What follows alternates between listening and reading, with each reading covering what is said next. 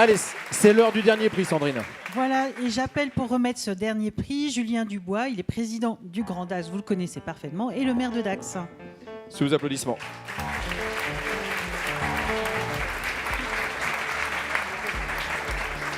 Bonsoir, monsieur Dubois. Bonsoir. Alors, ma première question, vous avez un territoire vraiment très, très beau. Vous avez un conseiller départemental qui fait vraiment tout l'apanage de cette ce beau territoire. Mais le Grand Dax, aujourd'hui, comment elle accompagne les entreprises de son agglomération ? Déjà, le Grand Dax considère que l'attractivité économique, justement, le fait d'attirer des entreprises, de leur permettre de grandir sur le territoire, c'est essentiel. Le dynamisme économique, c'est ce qui fait la vitalité d'un territoire, c'est ce qui permet de créer des emplois. Bref, c'est ce qui permet de faire tout le reste.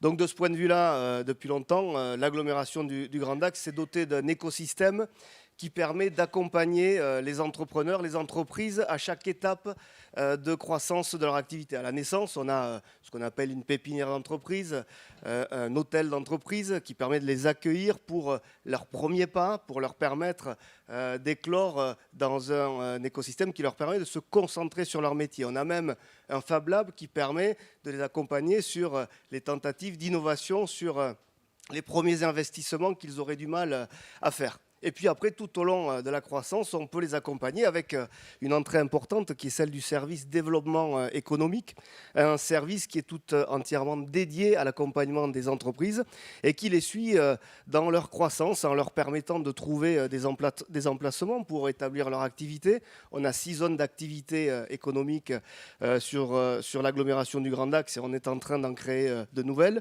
de les accompagner aussi dans leurs investissements, dans leurs différentes phases de croissance, avec des accompagnements financiers. L'agglomération du Grand Dax a aidé à hauteur de plus d'1 200 000 € des entreprises depuis les 3 dernières années, de les accompagner aussi dans leur croissance en termes de matière grise, trouver les bons interlocuteurs quand ils en ont besoin.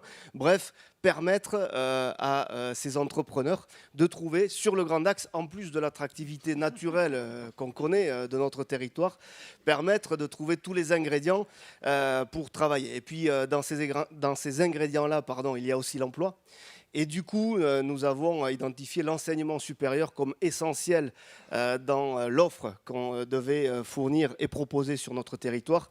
De ce point de vue-là, nous sommes aujourd'hui à 1500 étudiants sur le territoire du Grand Dax. L'ambition est d'aller beaucoup plus loin et de permettre de créer des filières de formation qui répondent aux besoins du territoire de nos entreprises, ce qui leur permet de monter en compétences, bref, d'avoir vraiment un écosystème complet qui permet à tout le monde de s'épanouir. Alors cet écosystème, j'imagine, fait que l'économie se porte bien dans le Grand Dax.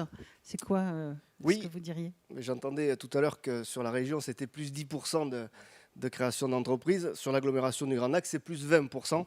Je me doutais qu'il y aurait une petite surenchère. Je ne sais pas pourquoi, je m'étais dit ce soir, j'aurais une petite surenchère. Et comme je passe le dernier, je sais que personne ne pourra dire mieux. Plus 30, plus 30. C'est l'avantage. Donc bien évidemment, oui, il y a une dynamique naturelle, il y a une attractivité de notre territoire. On a une gare TGV, on est bien desservi sur le plan des infrastructures. On a la fibre, le haut débit sur une grande partie du territoire, ce qui permet d'accueillir toutes ces entreprises. Exactement, oui, c'est d'actualité. Si vous voulez qu'on en parle, on peut le faire. Non, mais on peut avoir votre position, peut-être pas ce soir. Mais ça peut durer. Donc voilà, à nous d'encadrer, de maîtriser cette attractivité, de choisir les activités que nous souhaitons dans l'intérêt de notre territoire et de ses habitants. Bref, tout ça est à l'œuvre et nous avons de beaux jours devant nous pour y travailler. Alors, on va regarder la start-up. Est-ce qu'elle est de votre territoire ? Si vous voulez bien nous révéler le nom de cette start-up qui a été lauréat ce soir. Il fait jouer le suspense. Alors effectivement... Le heureux hasard. Alors attendez, je n'en savais rien. On rappelle, on va être sérieux, le jury est totalement indépendant, je le rappelle. Merci de le préciser. C'est vrai. Donc le prix Start-up est attribué à Netiful. Voilà, et on accueille Richard Bécard.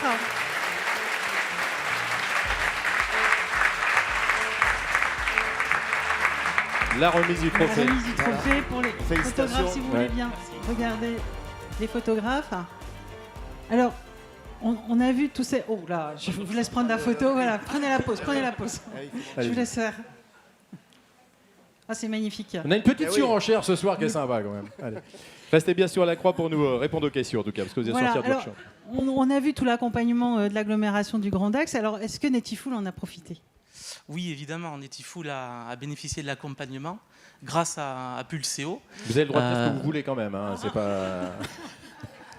Et donc, effectivement, c'est une excellente structure pour lancer des projets technologiques avec une équipe qui est là pour nous accompagner et pouvoir amener à terme nos projets. Alors, les projets, on l'a vu tout à l'heure, Stéphane a expliqué quand on présentait l'entreprise, c'est une box qui Oui. permet de garantir l'accès pour les jeunes. Peut-être vous pourriez nous expliquer un peu mieux Ouais. ce Ça qu'il en va est. pas être difficile, je pense. Allez-y. C'est ça.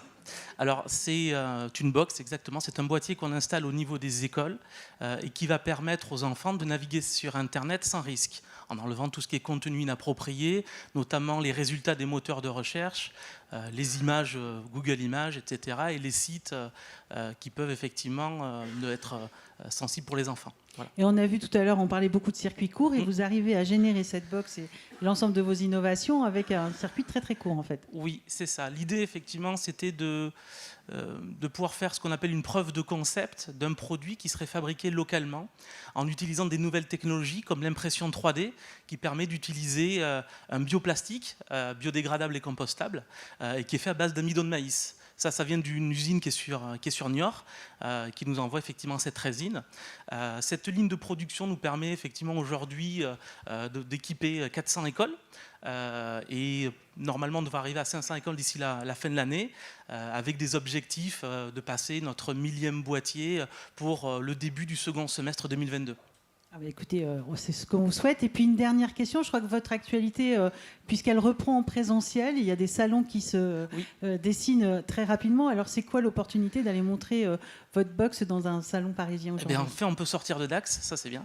Ah, vous l'avez dit. Voilà. Donc, mais c'est pour aller à la capitale et revenir plus grand, hein, c'est juste. Je pense qu'on est très content d'y revenir aussi. Oui, évidemment, tout à fait. Donc effectivement, je participe au salon Educatec, c'est le salon international qui est à Porte de Versailles. Donc c'est un salon où je vais pouvoir effectivement montrer le produit Netifulbot de façon à pouvoir le proposer à plus de collectivités qu'aujourd'hui. Voilà. Une question peut-être, Sandrine, avant que je vous grille la politesse, parce que c'est juste parce qu'il y a plein de gens ici qui doivent se demander si je suis particulier, je sais que ce marché vous intéresse, comment on fait si on est intéressé pour l'instant, c'est pas commercialisé ou ça va l'être? Voilà, tout à fait. C'est-à-dire qu'on est en train de finaliser en fait un boîtier qui va être en fait un contrôle parental matériel. Alors c'est assez innovant parce que le contrôle matériel dans la tête des gens, c'est plutôt un logiciel qu'on installe. Ben là, ça va être un boîtier qu'on va installer à la maison qui va diffuser un réseau Wi-Fi. On va connecter simplement l'équipement des enfants dessus et ils seront automatiquement protégés. Donc ça permet de garantir 100% de compatibilité et d'être sûr effectivement que derrière les enfants ne tombent pas sur des contenus inappropriés. Ça va dans le sens des derniers messages de notre président sur... alors pas lui, hein. On a eu que des présidents ce soir, alors lequel? Donc le président de la République sur effectivement le contrôle parental par défaut, Ouais. effectivement sur lesquels c'est un combat très compliqué, sur lesquels les opérateurs jouent pas le jeu, les réseaux sociaux non plus, et donc j'espère avec ma solution pouvoir amener une partie de la solution. Mais écoutez, on peut que saluer votre initiative. Encore bravo. Merci. Merci pour votre humour, merci beaucoup.